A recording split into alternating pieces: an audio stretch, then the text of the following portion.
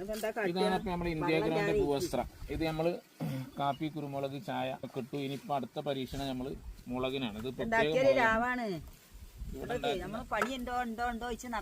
ഇതിന് എത്ര വില ഉണ്ട് കിലോ? എത്ര കിലോ ഇപ്പൊ എത്ര റുപ്യ വില ഉണ്ട്? ദീപാവലി അടുപ്പിച്ച് 300-350 വില കിട്ടും ഒരു കിലോ. പ്രത്യേക മുളകാണ്. കൂട്ടിയിട്ട് നമ്മള് മുളക് കൃഷി പരീക്ഷണം നമുക്ക് റിസൾട്ടുകൾ വൈകാതെ എടുക്കാം. നമ്മളിപ്പോ ഇന്ത്യ പ്രൊഡക്റ്റ് എടുത്തിട്ട് ഇവിടെ ഒരു മുളകും ഒരു കിലോ 350. അങ്ങനെ ഇപ്പൊ നമുക്ക് 10 കിലോ കിട്ടിക്കഴിഞ്ഞാൽ ഒരു 3500 കിട്ടും. പക്ഷെ ആ 3500 നമുക്ക് ലക്ഷ്യം ഇല്ല. നമുക്ക് ഇത് ജനങ്ങളിലേക്ക് എത്തിക്കലാണ്.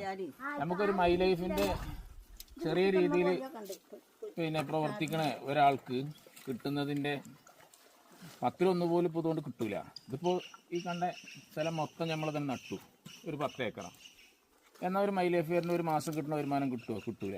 പക്ഷേ ഇതാണ് മൈ ലൈഫ്. അപ്പോൾ ഇത് ഒരല്പം നമ്മൾ കൊടുത്തിട്ട് ഒരു കൃഷിക്ക് എത്രത്തോളം വിളവുണ്ട്, ഇതോടൊപ്പം ഇതിൻ്റെ ഗുണം എത്രമാത്രം വലുതാണ്. രാസവളങ്ങളാണ് ഇതിൽ മുഴുവൻ ചേർക്കുന്നത്. അതിന് പകരം നമ്മൾ ഇന്ത്യ ഗ്രോന്റെ ഭൂവസ്ത്ര ആയുർവേദിക് വളങ്ങൾ ചേർത്തിട്ടാണ് നമ്മളെ കൃഷികളൊക്കെ ഇനി പ്ലാന്റേഷൻ ചെയ്യുന്നത്. ഇവിടുന്ന് അങ്ങോട്ട് ഉള്ള ഭാഗം മറ്റ് കൃഷികളും ഫ്രൂട്ട്സുകളും ഒക്കെയാണ്. ഇത് നമ്മൾ ഒറ്റ വളവിനുള്ളൊരു വളം മാത്രമല്ല, സ്ഥിരമായിട്ട് നമ്മളെ മണ്ണിൻ്റെ ഗുണം നിലനിർത്തുക.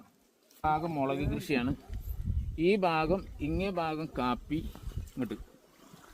അതിൻ്റെ അടിയിൽ ആ പുതട്ട് കിടക്കുന്നത് ഇഞ്ചിയാണ്. ഇടക്ക് കാണുന്നത് കുരുമുളകാണ്. അതൊക്കെ നമ്മൾ തന്നെ അതല്ലേ. ഭൂവസ്ത്ര 2 പാക്ക് ഭൂവസ്ത്രയും 1 പാക്കറ്റ് ഗ്രോ മാജിക്കും, ഇത് രണ്ടും മിക്സ് ചെയ്തിട്ടാണ് നമ്മളുണ്ടത്. ഇങ്ങനെയുള്ളൊരു തൈന് നമ്മൾ 10 ഗ്രാം ഇങ്ങനെതാ ചുറ്റുഭാഗം അത് കുയ്യെടുക്കുമ്പോഴോ മണ്ണെടുക്കുമ്പോഴോ അല്ലെങ്കിൽ ഇനി മുളച്ച് വന്നതിന് ശേഷമൊക്കെ ഇടാം. അപ്പോൾ മണ്ണിൻ്റെ ഗുണങ്ങൾ അതിന് എന്തൊക്കെ വേണം അതൊക്കെ ഉണ്ടാക്കി തീർക്കാനും അതെല്ലാമാണ് ഇത് കൊടുക്കുക. ഒരല്പം ഇങ്ങനെ വെതറി കൊടുക്കുക ഈ കുയിൽ. അതായത് അതിൽ കുറച്ച് അടിവളം അല്ല കരിയല്ലേ, അല്ലെങ്കിൽ ഇത് ചാണകപ്പൊടിയാണ്, അങ്ങനെ എന്തെങ്കിലും ഇട്ട് കൊടുക്കുക. കൃത്യമായിട്ട് വെള്ളം നനച്ച് കൊടുക്കുക. ഓക്കെ.